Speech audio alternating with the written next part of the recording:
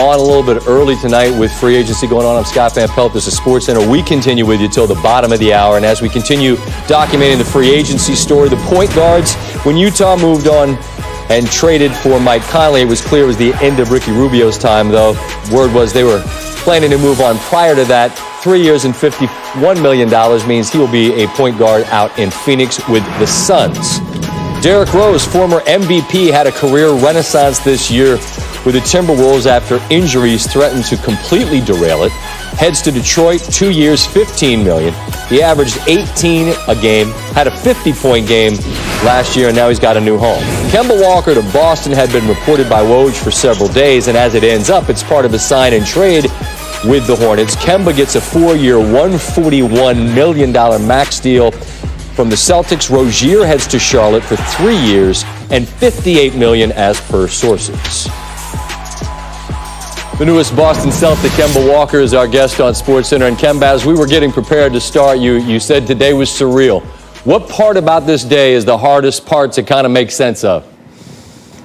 I think the hardest part for me is having to, leave the city and the organization that, I've been a part of for 8 years. The organization that gave me my first opportunity to, go from a boy to a man in this league, Charlotte, the place that I love very much. It was a really tough decision, but, something I had to do in order to, try and fulfill some dreams of mine and compete. So, it's one of the toughest things, I definitely had to do in my career.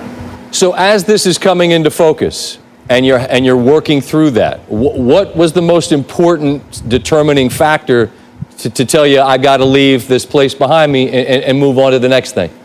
I think that's what it was, moving on to the next thing. Just moving on to a whole new chapter in my basketball career. I gave that city, I gave that organization every single thing I could possibly give them, and now. It's about competing at the highest level, which, we all know Boston is doing that year in, year out. And I want to be a part of something, really special as far as, being able to compete at the highest level and, give myself the best opportunity to make, a run in the playoffs. You can hear the New York City in your voice, and we know that you played in UConn as well, and now you take it even further to the Northeast in Boston. And I just am curious, growing up, whether you was back in the day or in UConn or wherever, just what the idea of the Celtics represented. Oh, man. When you think of the Celtics, you think of championships. Sure. You think of winning. And that's what I'm about.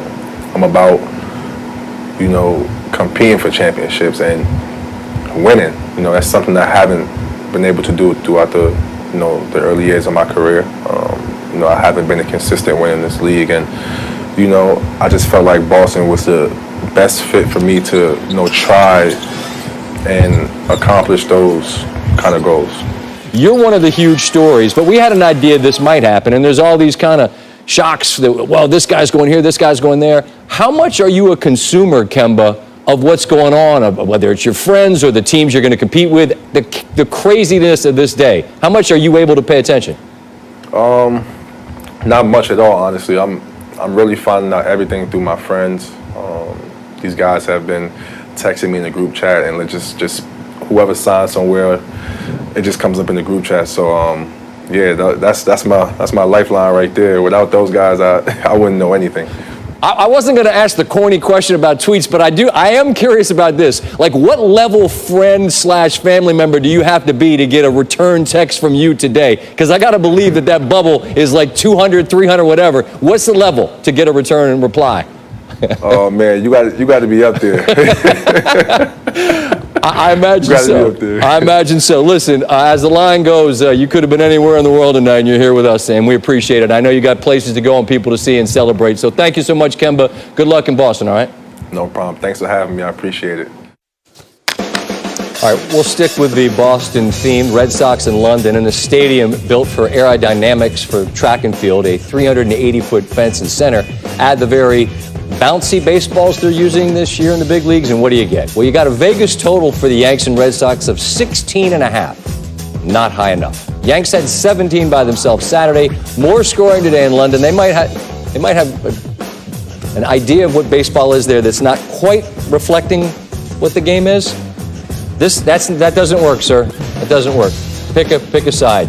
Stephen Tarpley, first career